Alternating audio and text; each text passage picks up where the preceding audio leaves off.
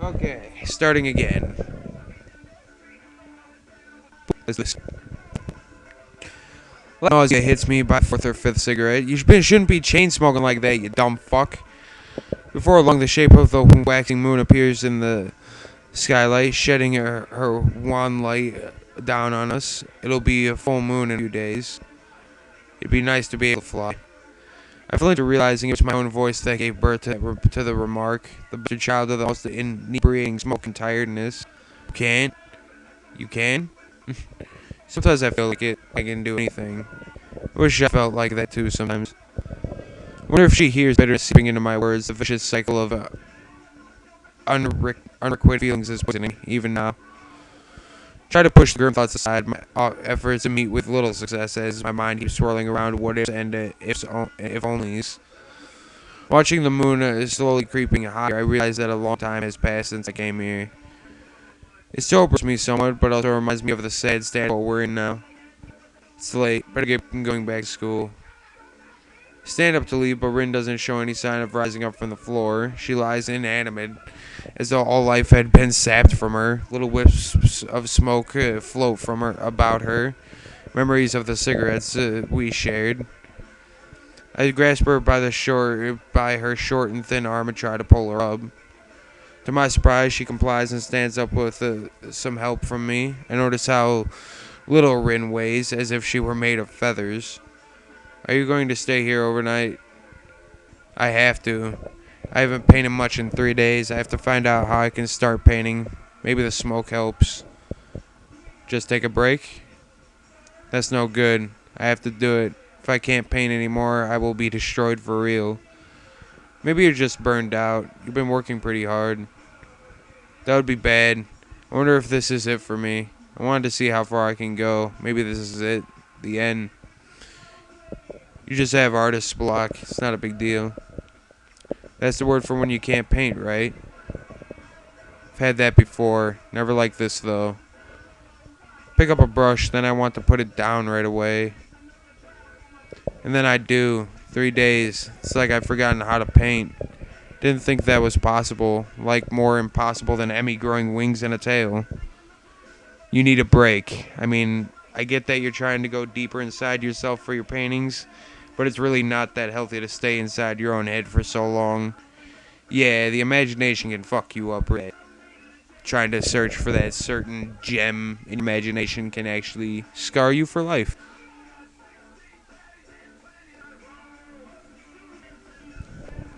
Glance at the night sky visible through the window. A couple stars are weakly twinkling above the city. Oh, shit. Apology. They remind me of something I used to do. Once upon a time. Feels so horribly long ago. Come on, let's go outside. Where? Just for a walk. Show you my secret place. Don't know if it works in this town, but we can try. In any case, you need a break and probably something to eat. Ah!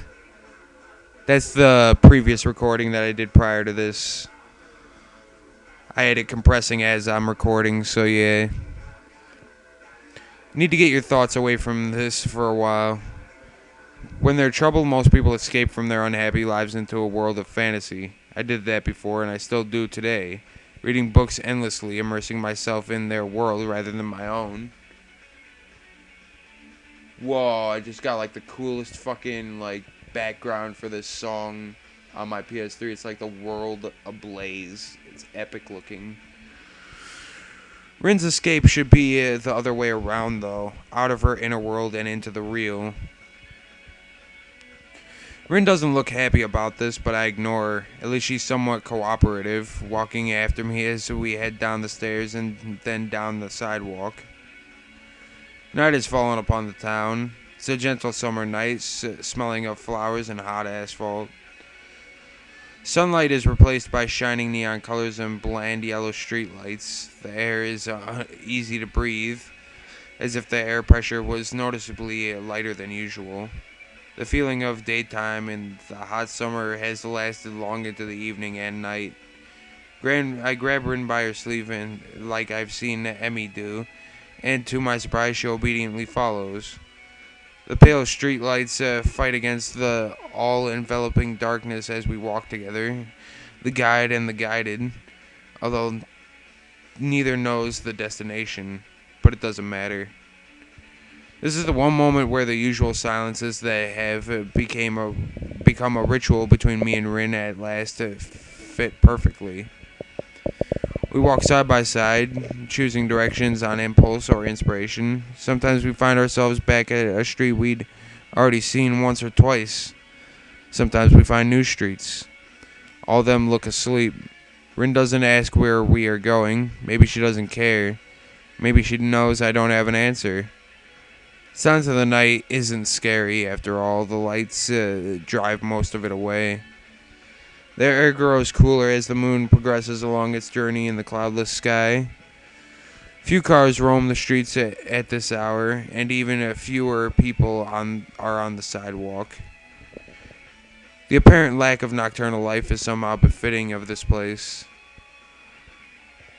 There are around the clock shops and cafes, sure, but the atmosphere is like the town itself is slumbering.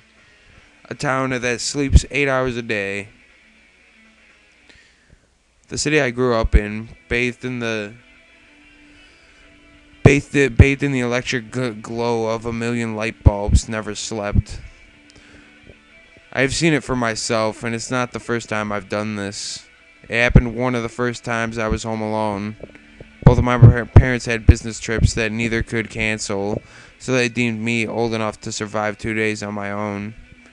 Their misplaced trust in me did not go to waste as I proceeded to spend the entire night out walking around the city. Even afterward, I couldn't say what made me stay downtown longer than I intended after school. I didn't feel like going home, so I stayed through the evening and eventually through the entire night.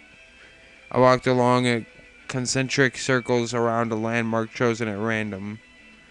For some reason, the nighttime city felt fascinating.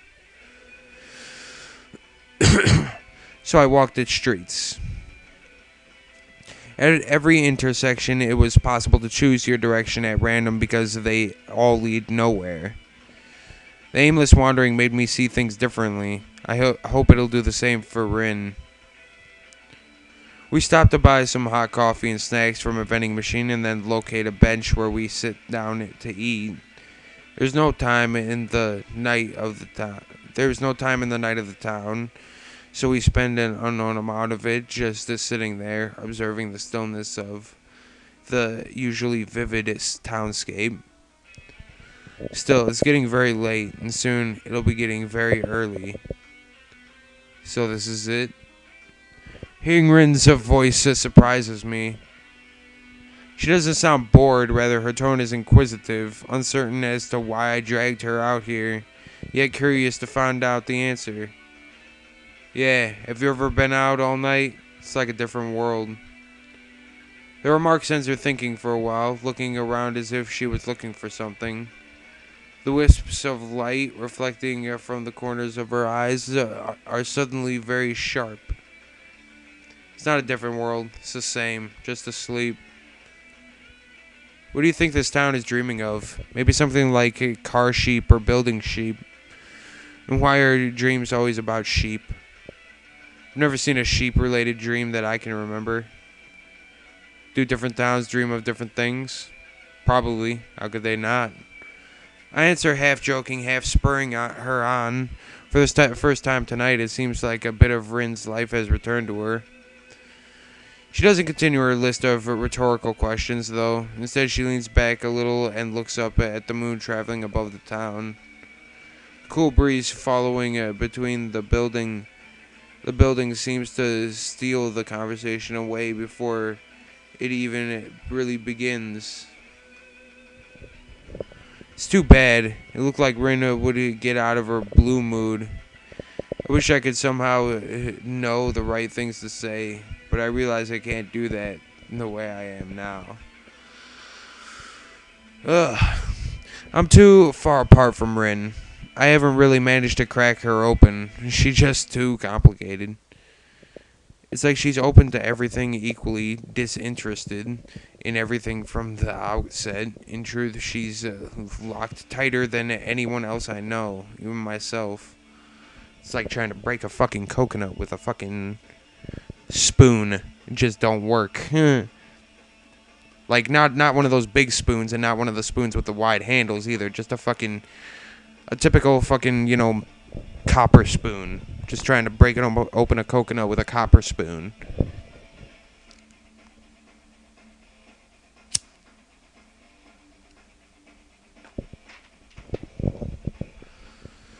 Sometimes she locks herself inside that inner world, shutting everything else out.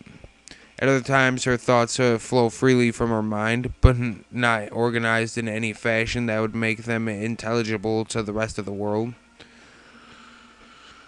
What comes out in the form of paintings I can't interpret. To me, it's just a sea of colors and shapes, not a message. She's too far away. I know it was a bad idea to try to reach for her in a way I did, but I can't help liking her. I look at the fingers of my right hand, trying to remember what Rin's lips felt like against them. Do you ever feel like you're trying to reach out for something that's impossible to reach? Rin turns her gaze to me, tilting her head quizzically. I wonder if she understands the meaning of my own rhetorical question or not. Either way, I like how I managed to catch her attention just by speaking aloud nowadays. All the time.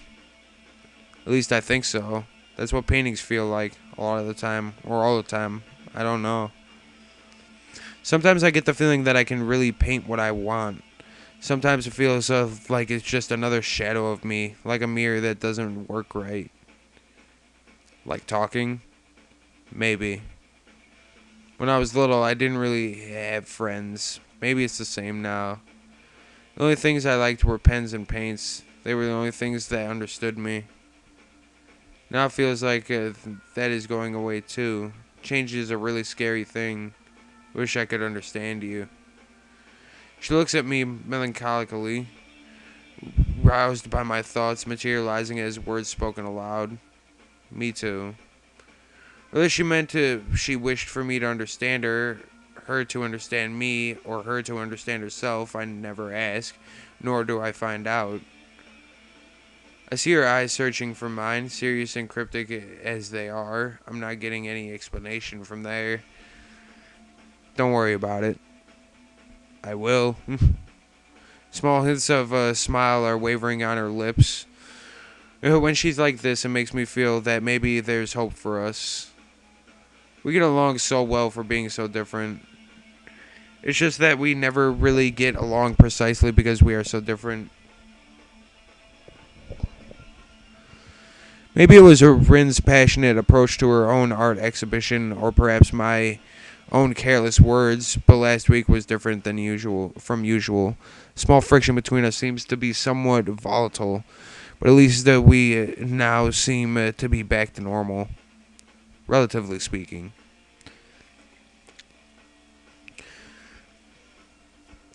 We stand up from the bench and pick yet another direction in which to go. The wee hours of night slowly pass by as we measure the streets of the town, one step at a time. We are finally at ease, not minding the rare, lone passerby, the eerie darkness, each other, ourselves. Rin's steps seem lighter, like the heavy air around her is letting go a little. Makes me feel happy.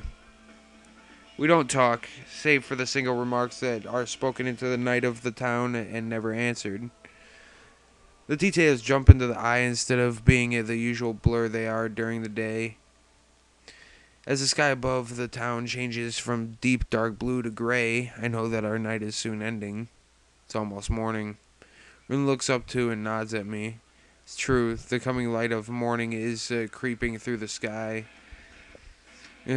climbing higher by the minute. Feels surreal.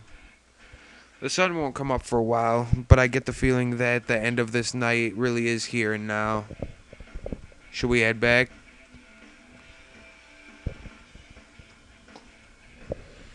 Rin nods again, twice, her hair waving in the breeze that seems to be heralding the coming dawn. Abruptly, she takes off, taking the lead in this walkabout on which I'd brought her. Seems she really is in a better mood. This, too, makes me feel happy. Rin's navigational skills are probably not much better than mine, but we eventually find ourselves in front of Sai's place. I don't know if this was any help. I did this once before, but it was because of a stupid impulse or maybe restlessness back then. Maybe this was a silly idea and didn't help you at all. She nods as an answer. So you don't know how you're going to destroy yourself now? I have some ideas. I don't want to see you for a while. Don't come to see me. Do something else. Her ultimatum catches me completely off guard. The hell? What's that about? You said before you didn't mind. I mind now. It's just for a while. I have to do this alone. I don't like that. Why? I don't want it to go like this. Why? Just want to feel this distance between you and me. She tilts her head like a bird, her eyes narrowing a little as she thinks. Then you can touch me. What? You can touch me if you want. You'd feel better, right? I don't know. Try. Where do you want... That just sounds so sexual. Where do you want me to touch you? No boobs or left ear. Other than that, you can decide. Just to fucking spin her around, just grip her ass, just there. Happy now. See you later. She'd be like, you motherfucker, get back here. I'm gonna kick you in the fucking head. Get back here. Fine. I raise my hand hesitantly, even though I don't know why I'm actually doing this. Her eyes tell me that she's not going to explain. 1,000 thoughts race through my head as I slowly bring my hand closer to Rin's face and press 3 fingers against her pale cheek. Rin feels soft and cold. She closes her eyes on contact and visibly relaxes. I can feel her soft breathing, her muscles releasing tension as my fingertips caress her cheek. She doesn't rest her head against my palm or anything else you'd expect a girl to do in this sort of situation. In fact, she hasn't reacted at all, save for those now shut eyes. Once I withdraw my hand, she opens them again. It might be just an illusion created by the timid morning sunlight playing with my eyes, but Rin looks like she's holding back a smile. This is the problem with our relationship. Half the time, I have no idea what is going on, and the other half, I just fail to understand why things are going on like they are. As usual, I'm not going to get an explanation. Rin merely takes a step towards the door. See you later. Then she disappears from my reach for an undefined period of time. And I have to fucking cut something out soon. Because I just fucking remembered. You know, when you go back to something, you remember a lot to what happens in it. A goblin. I know, I'm getting to the part with the goblin. No, Captain, there be goblins. Shiver me timbers. I held true to my promise of honoring Rin's request, even if it's against my own will. Try to redirect my focus on my studies, but end up zoning out during classes and doing only the minimum amount of work required. Still, I start looking into my post-high school options a bit more seriously. Pour over university brochures and various career paths. I'm good at studying, so I want to go to the university. I'm pretty sure I could get into a pretty decent one, too. The only problem is deciding which subject would be the best. Kenji ridicules me about subjecting myself to the control of feminist teachers when I tell him about trying to get into a university. Don't ask him about what he wants to do in the future. I wonder what Rin thinks of her own future. But she's not as lost as I am, and if she is, it's probably in some completely different way. I feel somewhat disappointed in finding out that I can't stop thinking about her. Her request makes me worry about her and think about her. More than I did when I could go and see her when I wanted. Bothers me that I can't. As expected, I eventually crack. Late one afternoon, I get on the bus heading downtown. Try to avoid explaining to myself exactly why I'm doing this.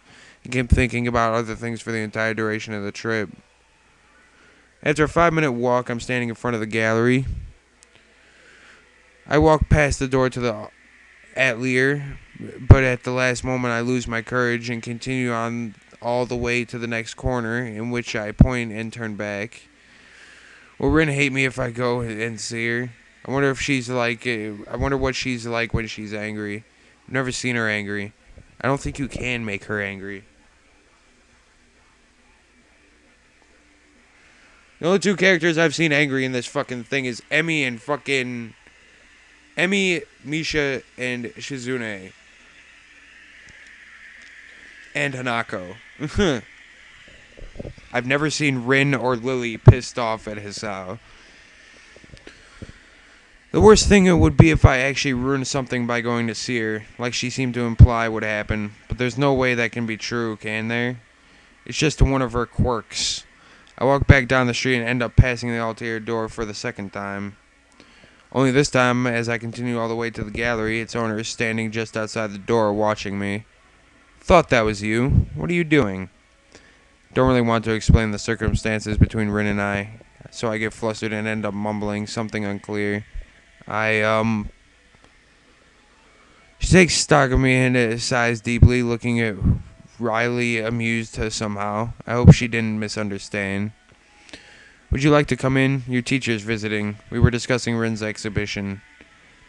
Thanks for the invitation, but I really should. Don't be shy now. Come on in.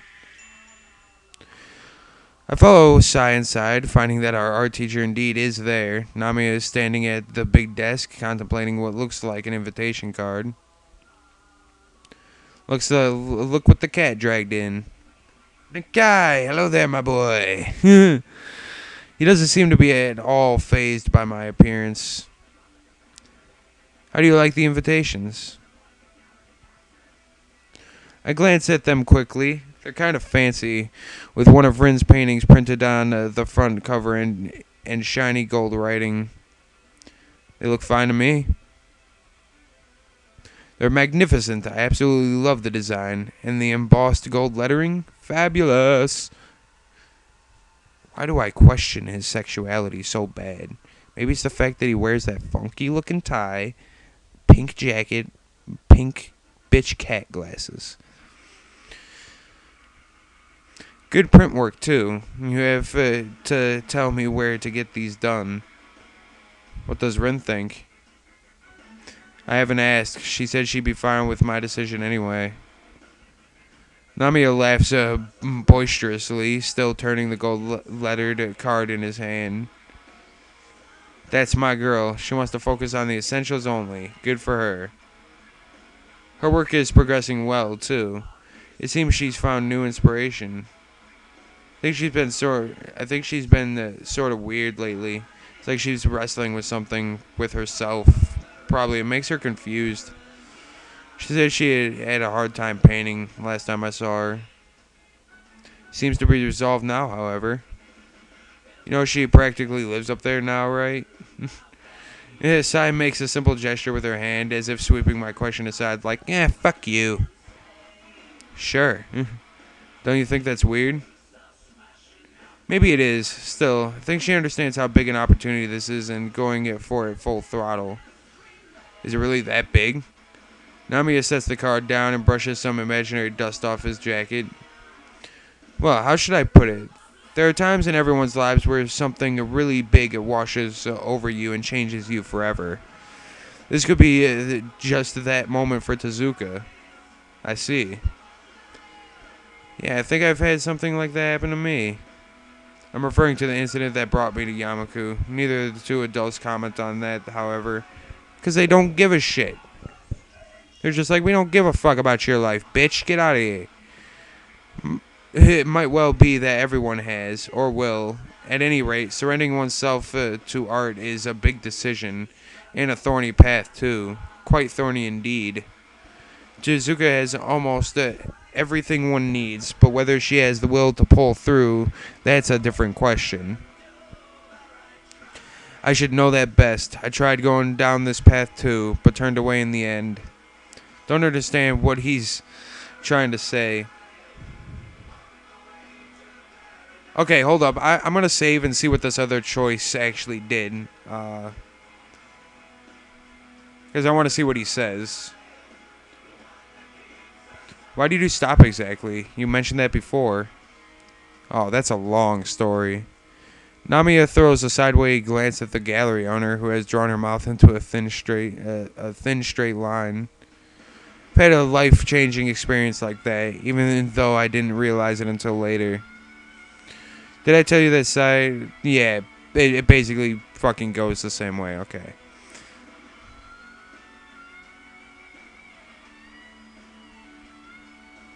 Is that why you're being so supportive of Rin? Because you know it's hard? Sai answers me instead of the art teacher. Maybe, partially. Does it bother you? Well, no, I'm not saying it's a bad thing. I'm not saying it's a bad thing either. I just don't get it. Like the Atelier. It's an amazing place, but it's not been used in who knows how long. And now that Rin came all along. 17 years and 4 months. Holy fuck. You kept count. I raised my eyes to meet Sai's. A calm, calculating stare, not unlike Rin's own, is fixed upon me. Namiya's usual smile has suddenly died too. Feels like the air pressure in the gallery has suddenly dropped along with the temperature. That is how long it's been since someone worked there. Oh. I guess there's a story to everything. Sai crosses her arms with a quiet sigh and leans against the table. The Atelier belonged to my husband. He was an artist too. He lived up there. Well, we both lived up there for some time after we got married. We actually met him. We actually met through him, as a matter of fact. That's right. Anyway, we were young and foolish, or at least I was. We were studying art at the same school. Art history for me, painting for him. And as he just said, this was about the time I met your teacher. Anyway, I fell madly in love with this person, or maybe with his art. He was brilliant. His genius just shone so brightly whenever he put a brush to canvas. Her voice takes on an almost a reverent sort of tone as she reminisces about her husband. I look at her hands and notice that she's not wearing a wedding band, and on top of that, she keeps speaking in a past tense. He really was the kind of artist who would make history books, one with a direct line to God. That's what I thought, anyway. Silly, isn't it? Thought we all knew that he was something else back then, even the teachers. That genius, well, I'd say consumed him. Everything, absolutely everything was second to art. Be it social life, getting a job, or even me. It just wasn't as important. It seems that artists can't look at their work as just a job, you know? It's something more fundamental to them. It was hard to live with a person like that. Hard to be married to a person like that. She takes a pause and looks as if I understood. I guess the point of this story hasn't emerged yet. That or I've missed it. So how did you cope with it? My question, probably the exact one she was waiting for, draws a dry chuckle out of her. However I could. Sometimes it was hard, sometimes I fooled myself into believing he would change. I pursued my own things too, so it was easy just to let him be. It's not that you can stop an artist from painting if he wants to paint. Plus, being with an artist is fascinating. I can't say that I hated it. Art schools are full of all sorts of posers and pretentious schmucks, but true artists are lovely people in general. I think that's why your teacher has taken such a shine to our little kitten. She really has the making of an artist, and a good one at that. She wants to paint. She must paint. Quite so. She's the best student I've ever had. It's just about her finding her own way now. Maybe that's why I've wanted to give her this chance. If she goes to an art school, it'll be good for her. Artistic expression is about finding one's own place to be, your own limits, and then working with that. To expand them, to break them, whatever works best. But you have to know the limits of what you can do. Anyway, long story short, my husband was a person without these kinds of limits, and unique individual, but a human being can't endure a thing like that.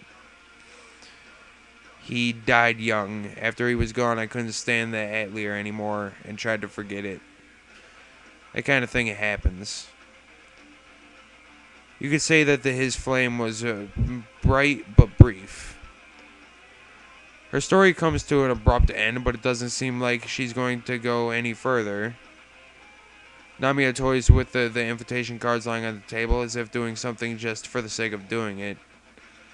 But what if Rin is like your husband too? What if she's a person who has unlimited potential? Sai's hand twitches and I see once more that sad look welling up in her eyes. It's the look she gets when she watches Rin. The look by which she remembers her husband. I doubt it. Sai stands up and digs in the pocket of her jacket for a cigarette and a lighter. Her hands are shaking. I'm going out for a smoke. Wordlessly, Nami and I both decide to follow her for a moment. It's already dark outside. Sai is standing with her back to us, taking sharp occasional drags on her cigarette. Its weak amber glow illuminates her face, framing her sharp jawline. Maybe it's best to call it a night. I can give you a lift back to school if you want, Nakai. You're not going anywhere, Shinichi. I need a drink. We're going to that place at the corner. The teacher looks at the old lady and then shrugs at me apologetically. It's no problem. I'll just catch the bus back. I'm headed upstairs to see if Rin will come back to school with me anyway. I think she's been staying overnight here too often lately. Sai locks the front door of the gallery and links arms with the old art teacher. I feel strange looking at them. I wonder if it feels like to have friends who've been with you for decades, for most of your life. Can't imagine it. I've almost known one friend in particular for an entire decade. It's awesome. Can't wait for that day comes. You know, I'm just gonna be like, dude, I've known you for a fucking decade. How do you feel? We've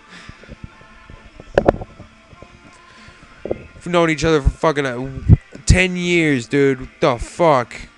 They say you replace your friends once every 7 years. What the fuck is this? But that is true. They say that you'll replace one of your friends every 7 years. Has not happened yet, and I've known one of my friends for at least 8 years, I think. No. 6 years.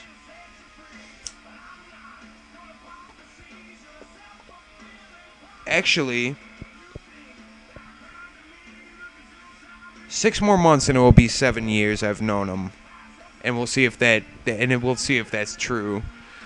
2 of them start making their way down the street towards the bar on the corner, so I quickly head upstairs to the Atelier door, ready to get what I originally came here for. I climb upstairs and enter carefully. The room is dark because of the quickly falling night, but I can see Rin, or rather her silhouette, sitting on the floor. She broke herself. She literally did. She dove way too far into her imagination and broke herself. She's got her inspiration back, like Sai said, and moved from easel to painting on the floor. Before I manage 5 steps, I stop, frozen in my tracks. The ironic realization that human cognitive ability is commendable echoes through my mind. From a mere movement of her shadow, it took me a fraction of a second to realize something is awry, process what I'm seeing, formulate the answer, and blush all the way up to the tips of my ears. Rin is sitting on the floor with her legs under her. She moves in rhythmical motions back and forth, slowly grinding herself against herself. Yeah, she's doing exactly what you think she's doing. And this is where I have to cut it off. I'm sorry. I'll explain what happens after. But I cannot show this. That was the only picture I could basically show. Pausing. Boop. Okay, fucking back. Not much actually happened. There's not nudity at all. It's just I wasn't sure if there was actually nudity because I really didn't pay attention the first time through. It did take a minute though, that's why I had to stretch. It took like 10 minutes to get through that. Jesus. Basically what happened though is she broke herself basically by pushing herself too far into her own imagination to paint something good. Something she could be proud of herself. And basically asked him to comfort her. And I'm just going to be straightforward with you. With you guys. I'm going to be straightforward with you guys. He fingered her. Yeah. I don't know how else to say. Like, what is it? Like, if I say he pleasured her, you know, it would, that could go either way. You know, it could go from anything from fingering to actually fucking her. So, you know, I just said, you know, he fingered her. And after that all happened, you know, he told her how he actually felt, and she actually listened. And then she basically fell asleep in his arms after, and she's basically got like a sickness coming down on her.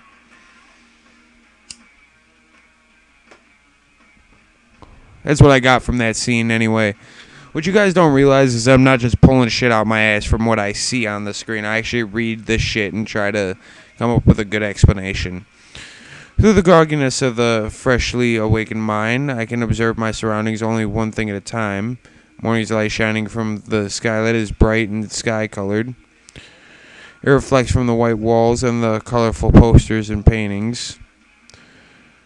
I hope nobody at school realized that I spent the night here. They didn't find out the last time, so I am feeling confident about my chances. My neck is stiff and my shoulders are hurting like hell from sleeping in an awkward position like that. He was basically like leaning up against fucking couch cushions, like sitting up on the floor, leaning against couch cushions with her sleeping on his chest. Can't even remember when I fell asleep. Only the full moon and Rin warm against me.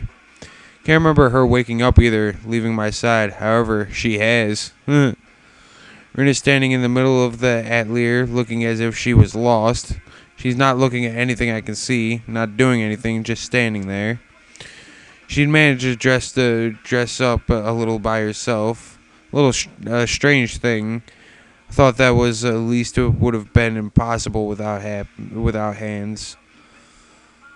I get up and walk to her, patting her on the shoulder to get her attention. Hey. She flinches at the contact. Never seen Rin flinch. Rin looks a bit panicky, a bit anxious, a bit defensive. It's as if she was a completely different person last night. Perhaps she was. My heart dropped straight down to my stomach, full of liquid nitrogen. Sorta sorry. Why sorry? It wasn't very tactful of me, you know, last night. But isn't that sort of thing something you want because you like me? So blunt. I'm completely baffled by Rin's approach to this. Even if it was, I think I'd prefer things to go properly.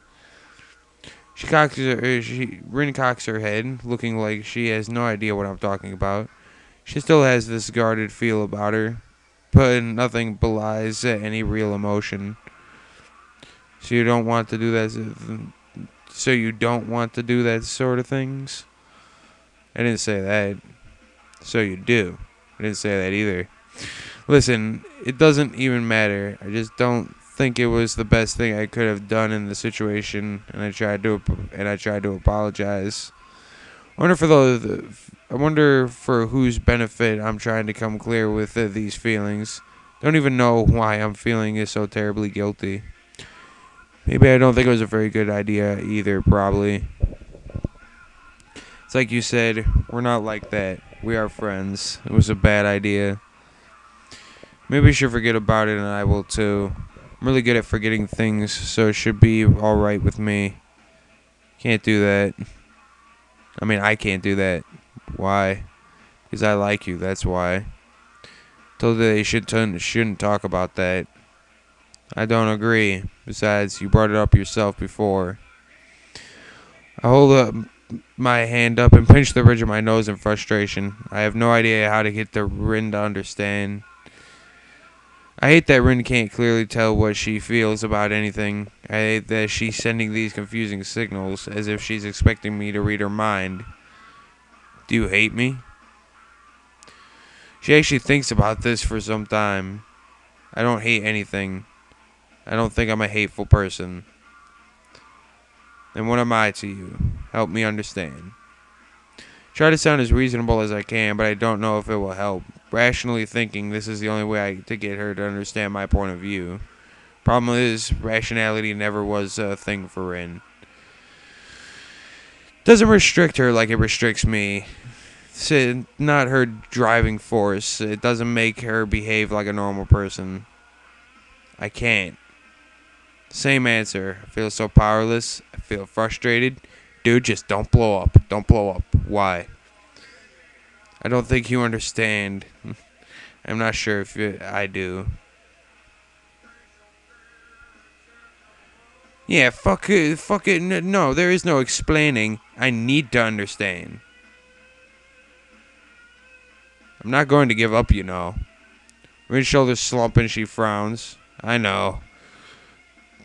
I do want to be there for you, but I can't do that unless I know how. Just let me do this thing the way I want, that's all. Fine. Okay.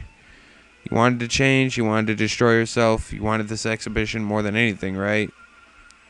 Yes. Okay, then do it. She doesn't respond, or even show acknowledgement of understanding. Grinding my teeth together, frustrated beyond anything I thought possible. I want to grab Rin's shoulder and shake her until she comes to her senses. Don't do that, man. She'll probably fucking start only being able to fucking think of two things at a time.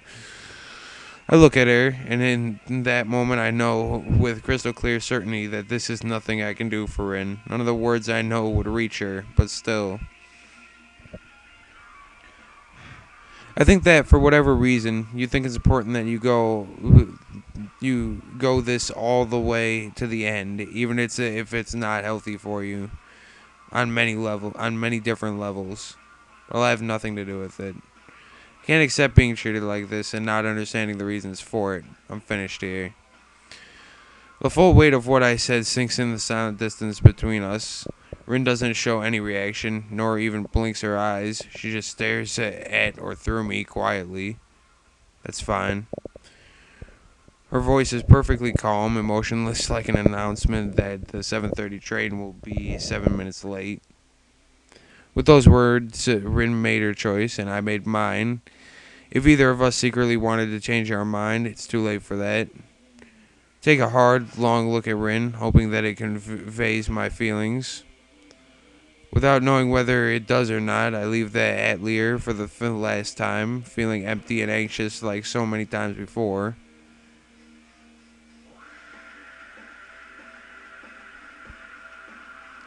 Final chapter, my friends, and we're actually going to pause it. Thanks for watching. Nah, I ain't going to steal shit from Tobuscus. But seriously, though, thanks for watching if anybody actually does see this, though. Gotta upload this shit soon, though.